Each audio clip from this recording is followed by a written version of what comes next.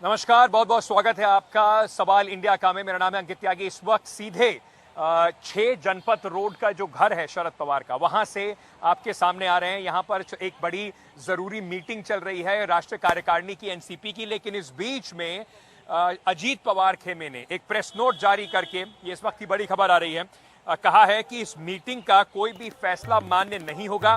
Ajit Pawar camp ने कहा कि मामला अब इलेक्शन कमीशन के समक्ष है, तो जो भी यहां पर हो रहा है उसका कोई मतलब नहीं रह जाता।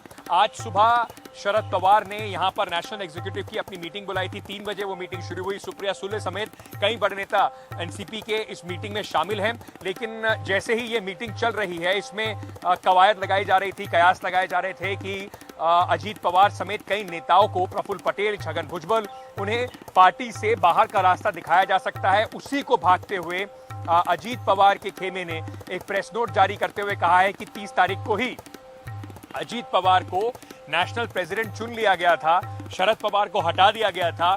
इलेक्शन कमीशन के सामने हमारी पिटीशन है कि कौन एनसीपी असली एनसीपी है, इसलिए इस मीटिंग का किसी कार्यकर्ता पर कोई असर नहीं होगा, इसका फैसला मान्य नहीं होगा। हमारे सहयोगी सुनील सिंह और राजीव रंजन, जो इस वक्त, सुनील सिंह मुंबई से जुड़ रहे हैं, राजीव इस वक्त दिल्ली में हैं, लगातार इस मीटिंग पर नजर रखे हुए हैं। सुनील, सबसे पहले आपके पास आना चाहूंगा, ये जो पूरी लड़ाई है उस पर अजीत पवार के खेमे ने एक बार फिर से अपना दावा ठोकते हुए कहा है, वहीं शरद पवार का खेमा कह रहा है कि 30 तारीख की मीटिंग थी वो अवैध है, वो अमान्य है।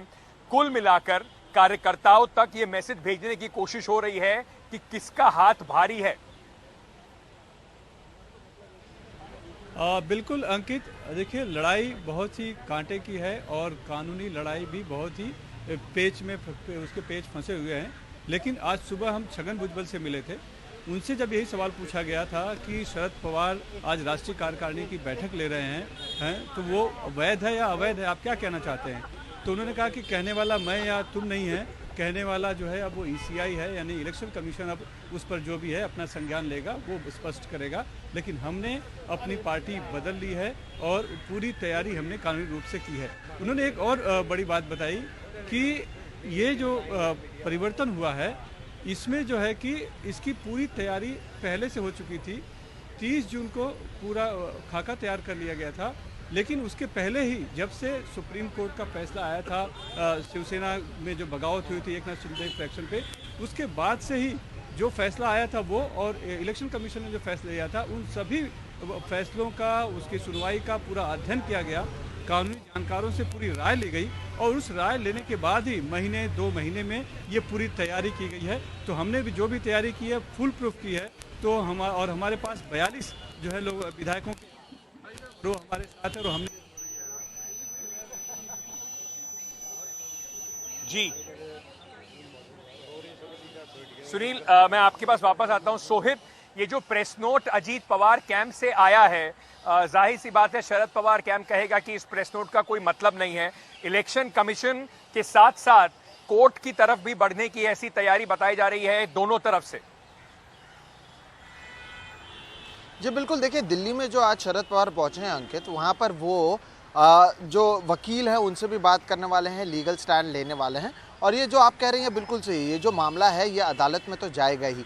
लेकिन देखिए आप शब्दों को देखिए, क्या क्या कहा गया है अजीत पवार की ओर से। ये वही अजीत पवार हैं जो कल शरद पवार को दैवत यानी अपना देवता कह रहे थे।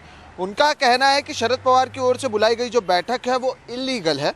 उनका कहना है कि अजीत पवार खुद प्रेसिडेंट है, शरद पवार प्रेसिडेंट नहीं है, और जो भी आज फैसला लिया जाएगा वो बाइंडिंग नहीं होगा, यानी उसका कोई भी प्रभाव नहीं होगा और किसी के पास भी अधिकार नहीं है इस तरह की बैठक बुलाने का। और जो एनसीपी किसकी है, ये जो पूरा मामला है ये चुनाव आयोग में है। तो उन्होंने एक तो अपने आप को तो अध्यक्ष बता ही दिया, साथ ही साथ कहा है कि आप कोई भी फैसला करें वो मान्य नहीं होगा, साथ ही साथ चुनाव आयोग फैसला करेगा, इसलिए ऐसी बैठकों का कोई मतलब नहीं है। तो एक तरफ जहाँ शरद पवार, और इसकी टाइमिंग देखिए अंकित, कुछ मिनटों में शरद पवार प्रेस कॉन्फ्रेंस करने वाले हैं, उसके ठीक पहले ये जो प्रेस नोट आया है उससे आप समझ लें कि चीज़ें कैसी हैं, हालात क्या हैं और किस तरफ ये चीज़ें बढ़ रही हैं। तो दोनों जो पवार हैं वो एक दूसरे के खिलाफ खुले तौर पर नजर आ रहे हैं, आमने सामने खड़े हुए हैं, और उसी के चलते ये प्रेस नोट ऐसे टाइम पे निकाला गया है जब शरद पवार अपनी बैठक खत्म करके मीटिंग करने वाले हैं। तो जाहिर सी बात है चुनाव आयोग के पास तो ये पहुंच ही रहा है, लेकिन उस पूरी बैठक को इलीगल कहना, आपके डिसीजंस बाइंडिंग नहीं होंगे, इसका कोई मतलब नहीं होगा, आप अध्यक्ष नहीं हैं, मैं अध्यक्ष हूँ, इससे बताता है कि ये जो पूरा मामला है कितना बढ़ चुका है। और ये केवल चुनाव आयोग और सुप्रीम कोर्ट और स्पीकर से ज़्यादा ये पारिवारिक और एक पर्सनल मामला तो है ही। और एनसीपी किसकी होगी, इसी को लेकर ये पूरा झगड़ा अब इसी तरह से आगे बढ़ेगा। जी सोच बने रही हमारे साथ। व्यक्तिगत होता जा रहा है पूरा मामला।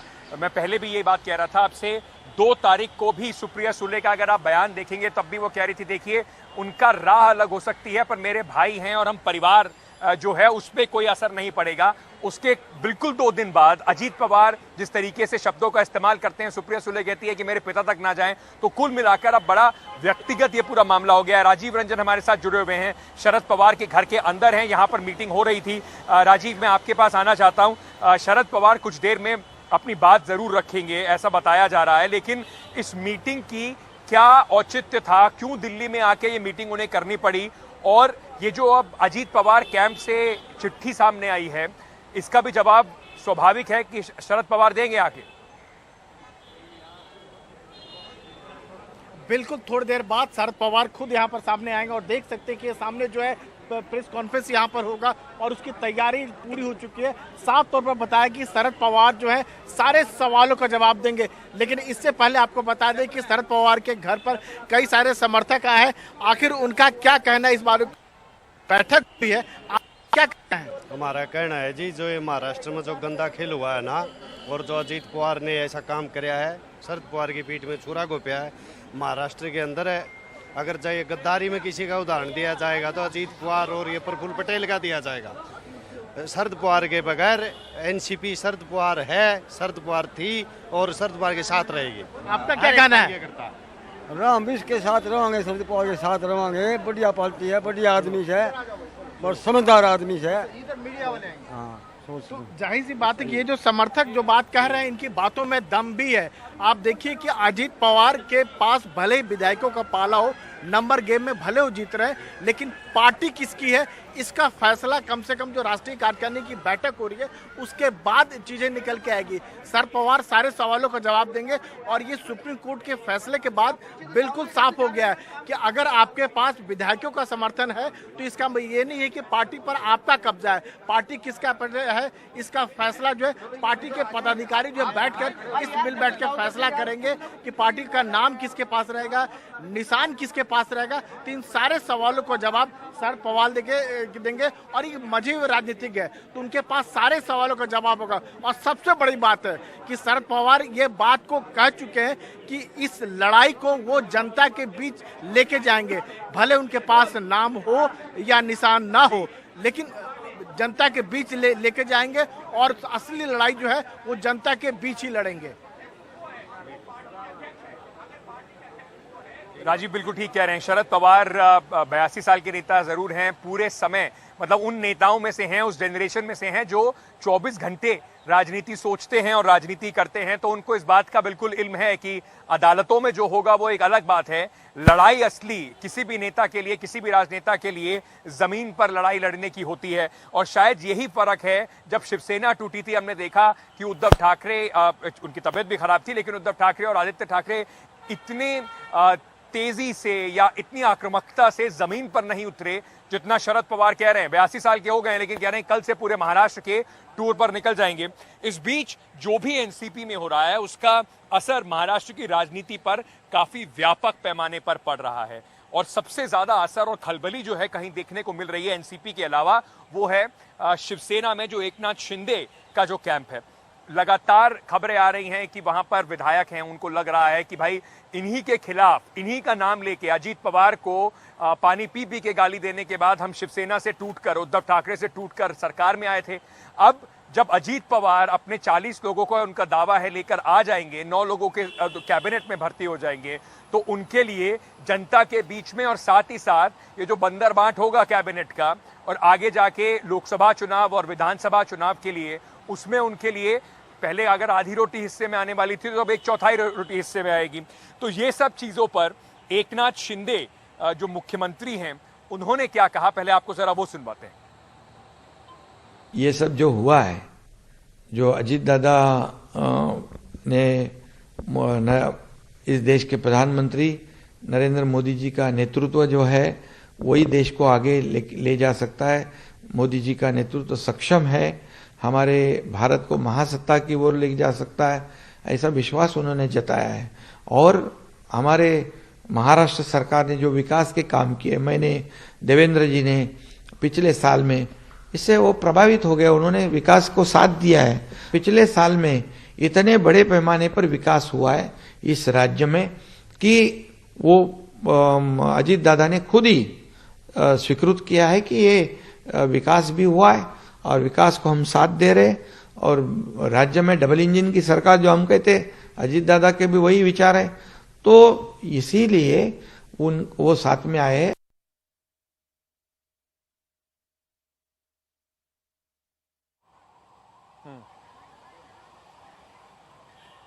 तो ये एकनाथ शिंदे थे, कह रहे थे देखिए अजीत पवार प्रभावित होकर आ गए हैं, लेकिन कहीं ना कहीं उनको भी ये बात पता है कि उनकी जो बार्गेनिंग पावर है, जो उनकी ताकत थी इस पूरी सरकार को चलाने में, उसमें थोड़ी कमी जरूर आएगी।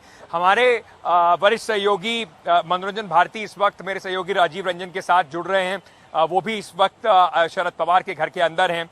राजीव, मैं अगर आप दोनों के पास रुक करूं तो आप इस चर्चा को लेकर कि शह मात का खेल अलग है, जमीन पे उतरने का खेल अलग है, कहीं ना कहीं शिवसेना की जो लीडरशिप है, चाहे उद्धव ठाकरे हों, उनमें और शरद पवार में फर्क ये दिखता है कि किस तरीके से शरद पवार जानते हैं, समझते हैं कि राजनीतिक लड़ाई सड़क पे लड़नी होगी, कानून, अदालत, सिंबल, वो सब अलग बात है। बाबा, ये जो लड़ाई है आप कैसे देखते हैं? खासतौर से शिवसेना में भी टूट हुआ और अब एनसीपी में भी टूट हुआ है, तो जिस तरह से उद्धव ठाकरे ने जो लड़ाई लड़ी, शरद पवार कैसे आप देखते हैं कि दोनों में क्या? देखिए, सबसे बड़ी बात है कि अभी राष्ट्रीय कार्यकारिणी की बैठक जो शरद पवार साहब ने बुलाई है, इस मीटिंग में 2 वैकेंसीज हुई हैं। वो वैकेंसीज जो है पहले उसकी घोषणा वो करेंगे आके कि वो कौन से 2 लोग हैं जो जिनको उसमें शामिल किया गया है। एक तो प्रफुल्ल पटेल की जगह खाली हुई है, एक तटकरे साहब जो हैं उनकी जगह खाली हुई, तो वो 2 नए लोग आएंगे। और दूसरी बात जो पवार साहब ने कही है कि अगली लड़ाई जो है वो सड़कों पे लड़ी जाएगी, और हमें बताया गया कि कल से ही शरद पवार जो है अपना दौरा शुरू करने वाले हैं। तो जब अब जो ये जंग जो है आपको आने वाले दिनों में महाराष्ट्र के हर गली मोहल्ले में लड़ी जाएगी। लोग अभी भी जितने लोगों से हमारी बातचीत हुई है उसका इस बात पे डिबेट जरूर है कि विधायक किसके पास है, संख्या किसके पास है, लेकिन पार्टी किसके पास है इस पे डिपेंड करेगा। पवार साहब को मालूम है कि एक लंबी लड़ाई है, कानूनी लड़ाई, और चुनाव आयोग में ये लड़ाई लड़नी होगी, लेकिन असली लड़ाई जो है जनता के बीच में जाके होगी, और जिसके जो है शरद पवार माहिर खिलाड़ी हैं और वो वही करने वाले हैं। तो जाहिर सी बात है कि अब लड़ाई जो है जनता के बीच में होगी।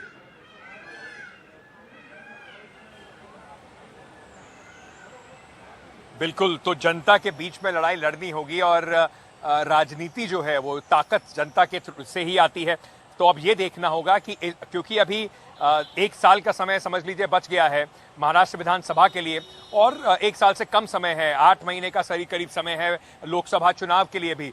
तो दोनों में अब जनता के बीच में वापस जाकर ये तय होगा कि असली एनसीपी कौन, क्या चाचा भतीजे की इस लड़ाई में किसको जनता का समर्थन है। सोहित मेरे सहयोगी जुड़े हुए हैं। सोहित ने आज सुबह शिंदे कैंप के लोगों से बात भी की। सोहित, चाहे मुख्यमंत्री कुछ भी कहें, पर उनकी जो कुर्सी की ताकत थी, हमने देखा कि किस तरीके से वो बीच बीच में ऐड निकलवा के अपने आप को देवेंद्र फडणवीस से ज्यादा पॉपुलर बताते थे, वो सारी चीजें जो हैं वो अब कम हो जाएंगी।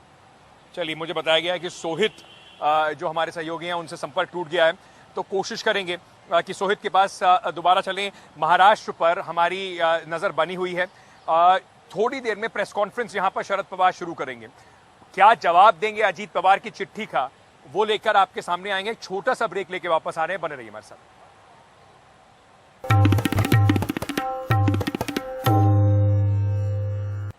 महीनों की खींचतान जद्दोजहद के बाद लगता है कि कांग्रेस पार्टी ने, और खास तौर से कांग्रेस के अध्यक्ष मल्लिकार्जुन खड़गे ने, सचिन पायलट और अशोक गहलोत के बीच में एक पीस फार्मूला, शांति का कुछ ना कुछ फार्मूला जो है वो ढूंढ लिया है। क्योंकि आज एक अहम बैठक हुई राजस्थान को लेकर, जिसमें राहुल गांधी शामिल हुए, केसी वेणुगोपाल भी थे, कांग्रेस अध्यक्ष खड़गे की अध्यक्षता में ये बैठक हुई। सचिन पायलट दिल्ली में थे, साथ ही साथ अशोक गहलोत वीडियो कॉन्फ्रेंसिंग के जरिए राजस्थान से जुड़े।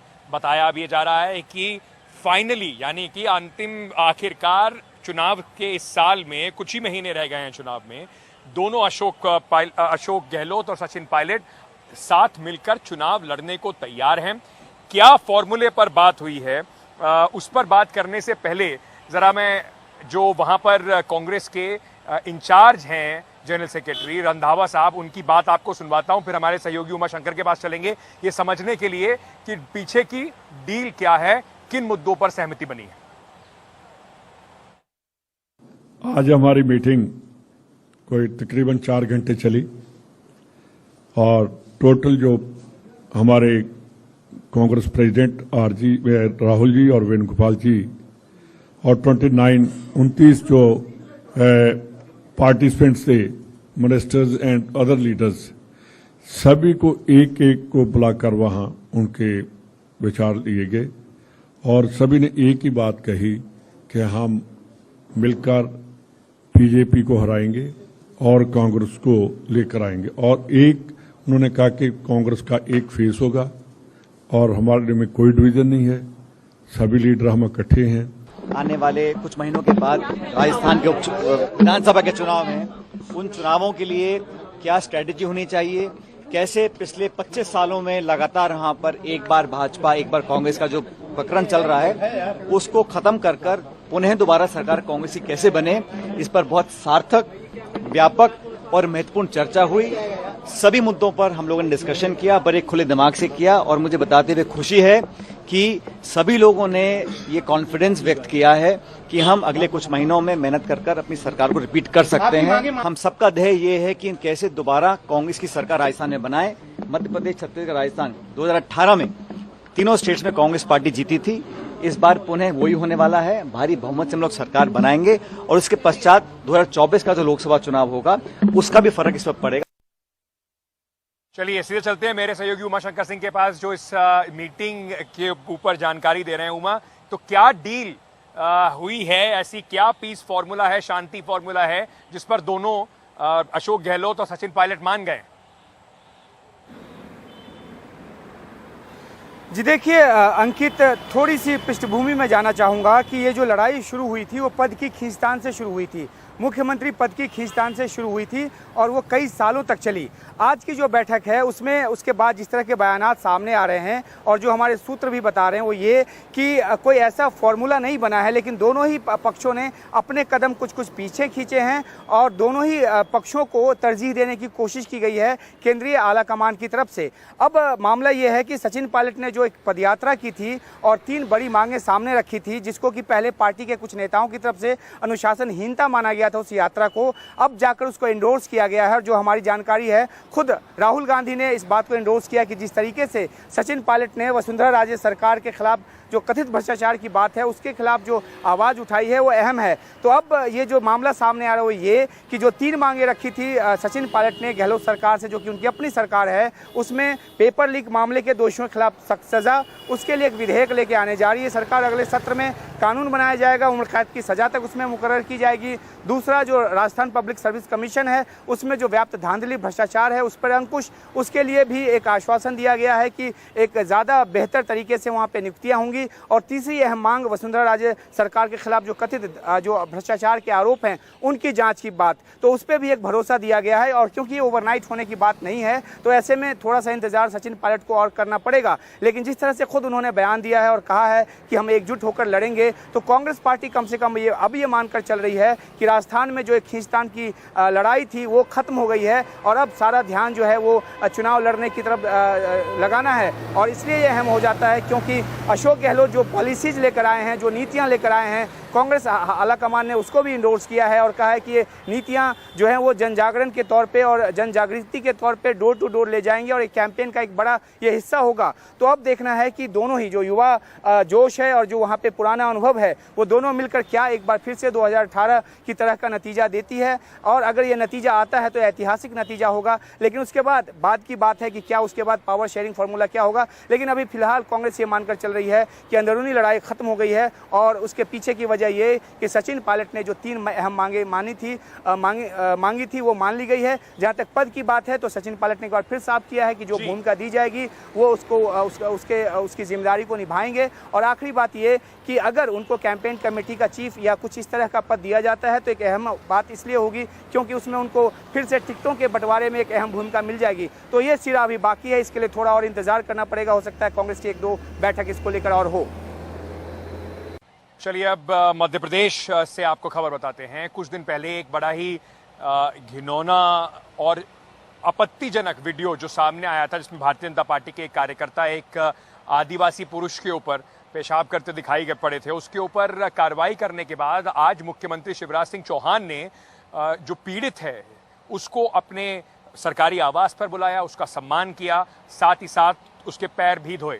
मुख्यमंत्री शिवराज सिंह चौहान ने उसे अपना दोस्त बताते हुए कहा कि ये जो जिनके साथ ये घटना हुई है इस पर सख्त से सख्त कार्रवाई सरकार कर रही है, चाहे वो व्यक्ति बीजेपी का था जो आरोपी है। लेकिन इसके पीछे की राजनीति समझना भी बहुत आवश्यक है क्योंकि मध्य प्रदेश में इस साल चुनाव हैं और जो ट्राइबल वोट है यानी कि एसटी वोट है वो कई सारी जो कॉन्स्टिट्यूएंसीज हैं, जो विधानसभा हैं, उन पर असर डालता है। तो भारतीय जनता पार्टी के लिए कोशिश इस बात की भी जरूर है कि गलत मैसेज उनको लेकर जो ट्राइबल वोटर हैं उनमें ना जाए।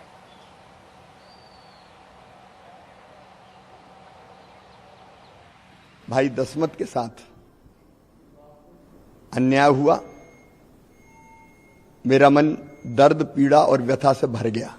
मन की व्यथा और पीड़ा कम करने के लिए मैंने आज दसमत को यहां बुलाया।